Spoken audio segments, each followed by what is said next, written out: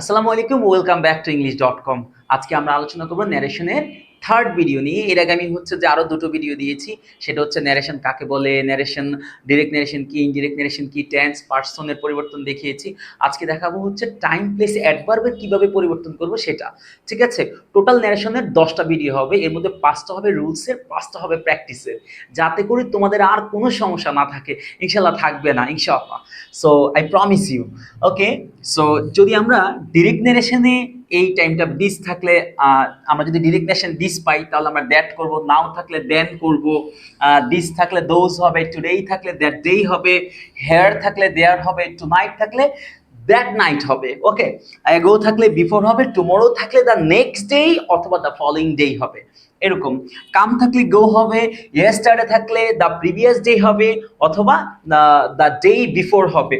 এবার হচ্ছে দাস থাকলে সো হবে, লাস্ট নাইট থাকলে দ্য প্রিভিয়াস নাইট হবে, নেক্সট উইক থাকলে দ্য ফলোইং উইক। ওকে, আর নেক্সট ইয়ার থাকলে দ্য ফলোইং ইয়ার হবে। এরকম পরিবর্তনগুলো, অর্থাৎ আমরা এই পাশটা হচ্ছে ডিরেক্ট নারেশনে পাবো, ইনডিরেক্ট নারেশনে আমরা এটা করব। এই পাশটা হচ্ছে আমরা ডিরেক্ট নারেশনে পাবো, ইনডিরেক্ট নারেশনে আমরা এগুলা পরিবর্তন করব, ঠিক এইভাবে। ওকে, সো চাইলে তোমরা একটা স্ক্রিনশট দিয়ে রাখতে পারো, যাতে হচ্ছে তোমরা সহজেই মেমোরাইজ করতে পারো। এছাড়া ডিয়ার স্টুডেন্ট, আমি তোমাদেরকে একটা কথা বলি, যখন ক্লাস করতে বসবা তখন কাইন্ডলি খাতা কলম সামনে নিবা, যাতে করে লিখতেও পারো সাথে সাথে। ওকে, ভিডিও পজ করে নোটও করতে পারো। ওকে, সো এই হচ্ছে আমাদের ডিরেক্ট নারেশন থেকে ইনডিরেক্ট নারেশনের নিকটবর্তী শব্দকে দূরবর্তী শব্দে পরিবর্তন করার নিয়ম। আমি মনে করি যে তোমরা এগুলো তার কোনো প্রবলেম করবা না।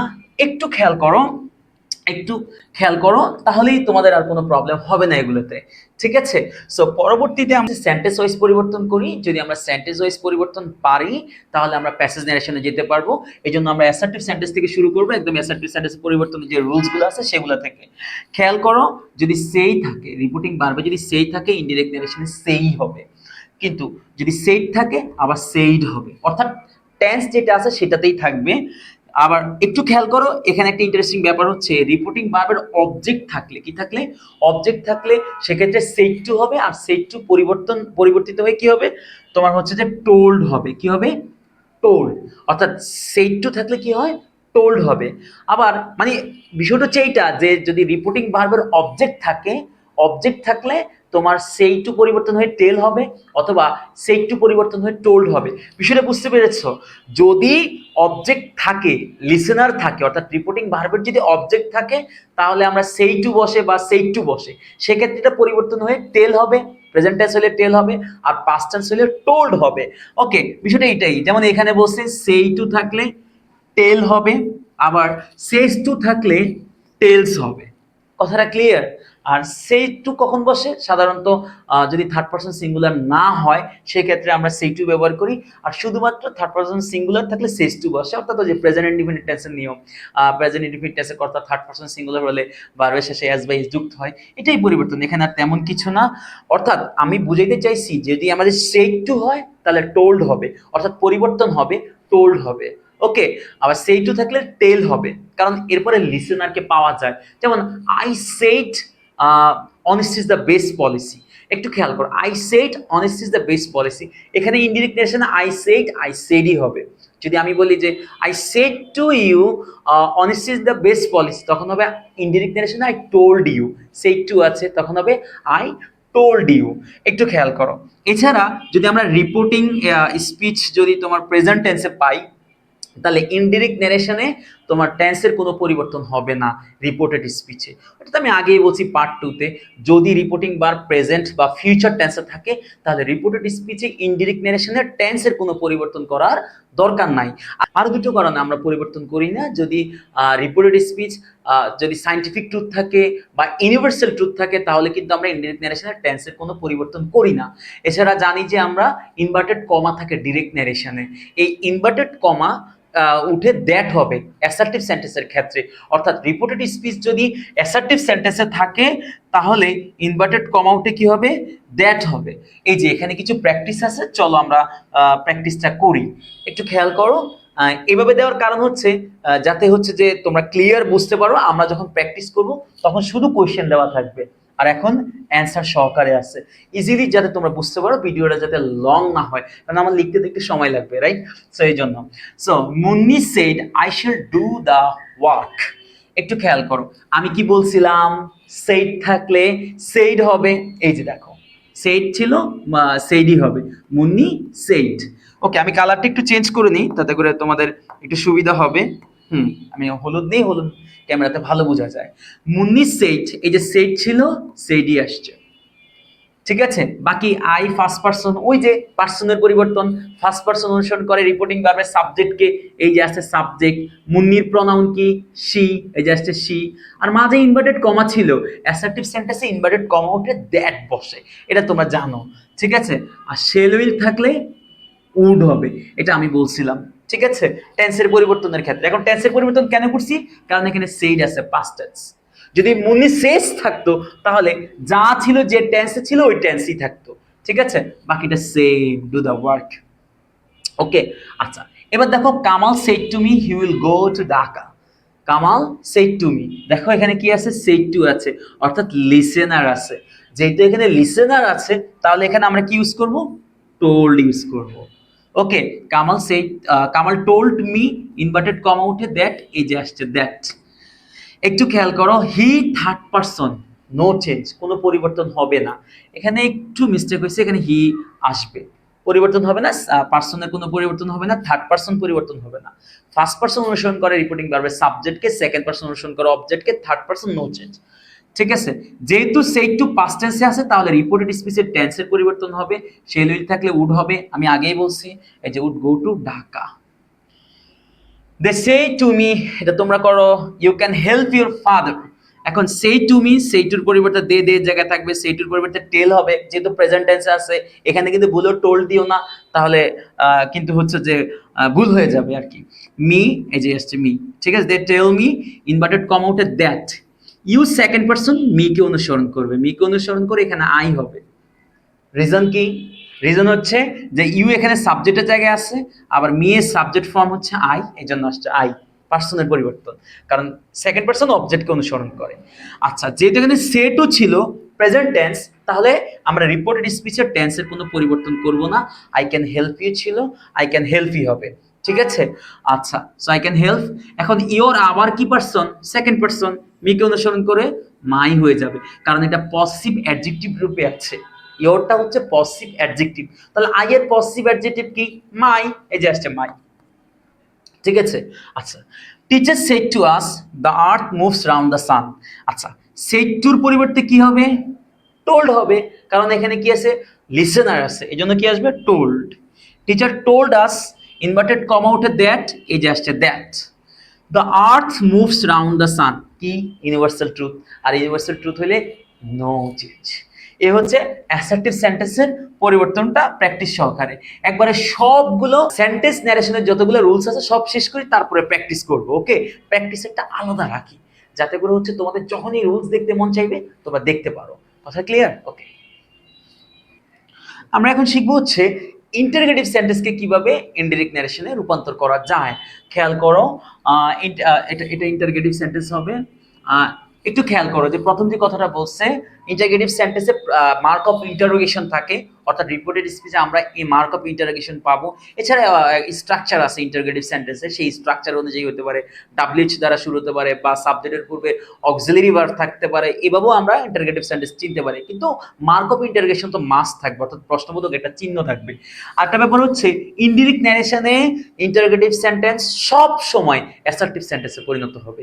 শুধুমাত্র ইন্টারগেটিভ সেন্টেন্স না, সকল সেন্টেন্সই ইনডিরেক্ট ন্যারেশনে অ্যাসার্টিভ সেন্টেন্সে পরিণত হবে, এটা একটা ব্যাপার গেল।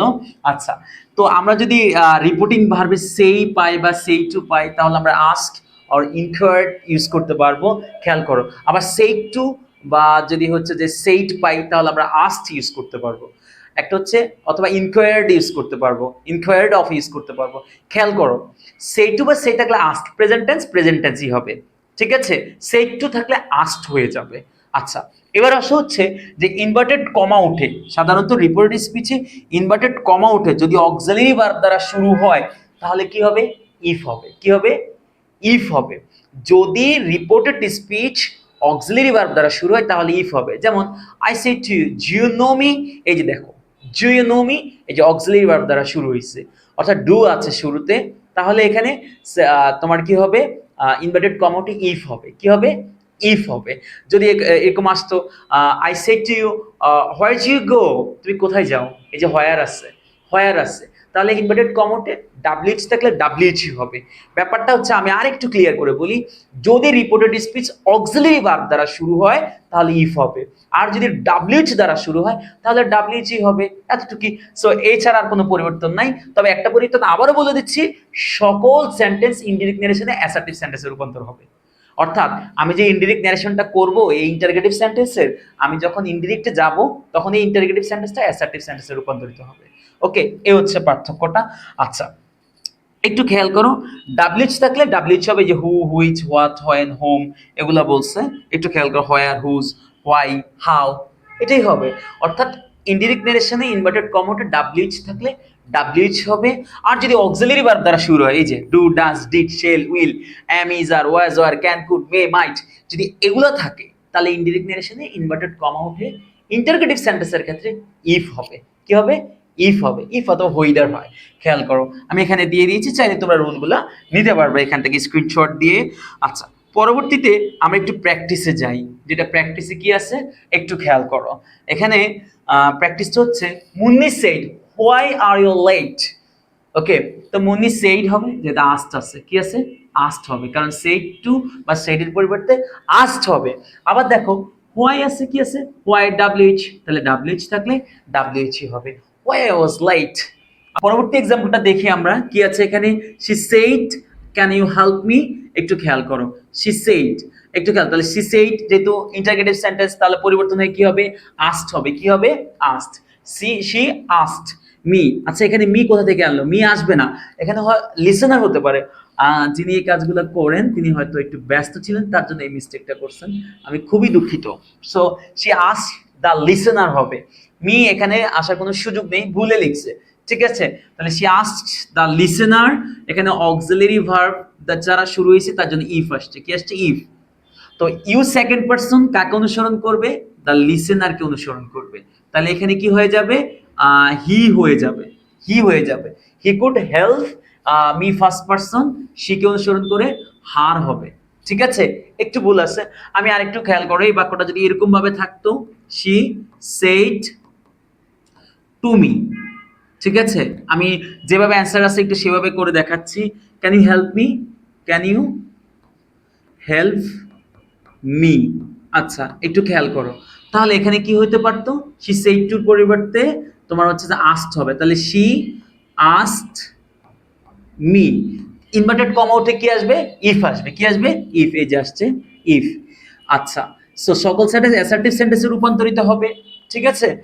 তো তার জন্য আমাদের আগে সাবজেক্ট লিখতে হবে, ইউ সেকেন্ড পারসন, মি কে অনুসরণ করে হবে মি, তাহলে এখানে কি হবে, মি এর পরিবর্তে আই হবে, কি হবে, আই। তো ছিল ক্যান হয়ে যাবে কুড, ঠিক আছে, could help me first person, শিকে অনুসরণ করবে, যেহেতু অবজেক্টের জায়গায় আছে তাই হবে হার। সে asked me if I could help her, এটা হচ্ছে এরকম। দেখো সেইটু ছিল তাই আস্ট বসছে, মি ছিল এই যে মি আসছে, আর ইনভার্টেড কমাউটে ইফ ব্যবহার করছি, ইউ সেকেন্ড পারসন মিকে অনুসরণ করে আই হইছে, তারপরে হচ্ছে যে বাকিটা সেম, ক্যান ছিল কুড হইছে, মি ফার্স্ট পারসন শিকে অনুসরণ করে হার হইছে, এ হচ্ছে পরিবর্তনটা।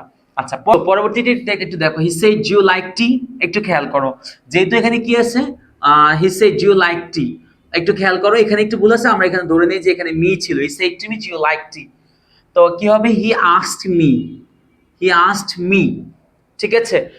তারপরে কেননা এখানে আসছে পরে টুমি ছিল, আমি টুমি দিয়ে দিয়েছি, একটু ভুল ছিল কোশ্চেনগুলোতে, তোমরা কিছু মনে করো না please. So he asked me হচ্ছে যে ইনভার্টেড কমা উঠে ইফ হবে, যেহেতু অক্সিলারি ভার্ব দ্বারা শুরু হয়েছে, যে ইফ আসছে, ইউ সেকেন্ড পারসন, মি কে অনুসরণ করে আই হইছে, ছিল প্রেজেন্ট ইনডিফিনিট টেন্স, তাই পাস্ট ইনডিফিনিট টেন্স হবে। ইফ আই লাইকড টি, খেয়াল করো, teacher said to me what's your name, এই দেখো সেইড টুর পরিবর্তে আস্কড হবে, যে আসছে asked, the teacher asked me, ঠিক আছে, এখানে মি আমরা নিয়ে আসবো, এই দ্য টিচার আস্কড মি, অবশ্যই মি দিতে হবে। আমার এই পেজটাতে একটু ভুল ছিল, কেউ কিছু মনে করবেন না প্লিজ। সো এখানে হোয়াট ছিল, হোয়াটই হবে, ওকে। যখন এটা বলতে পারো স্যার আপনি ক্লাসের শুরুর আগে এটা দেখেননি কেন? আচ্ছা, এটা অ্যাকচুয়ালি দেখা হয়নি, কিন্তু এখন যেহেতু ক্লাস শুরু করে দিয়েছি তাই ঠিক করে দিচ্ছি। ঠিক আছে, that is ask me what ছিল, যে হোয়াট আসছে। ঠিক আছে, আচ্ছা, ইয়োর নেম, এই যে ইয়োর সেকেন্ড হচ্ছে মি কে অনুসরণ করে হবে মাই নেম, এই যে হয়ে যাবে ওয়ান্স। ঠিক আছে, ওকে। সো ছিল প্রেজেন্ট ইনডিফিনিট টেন্স, তাই পাস্ট ইনডিফিনিট টেন্স হয়েছে। কথা কি ক্লিয়ার? বুঝতে পেরেছো তোমরা? সো কি হবে, the teacher said to me what's your name, the teacher asked me what my name was. একটু খেয়াল করো, সারাদিন আমি হচ্ছে যে ব্যাচ পড়াই, অর্থাৎ ক্লাস নেই, কোচিংয়েই ক্লাস নেই। আবার হচ্ছে যে রাতে আমি যখন ফ্রি হই তখন আমি হচ্ছে অনলাইন ক্লাসগুলো বানাই।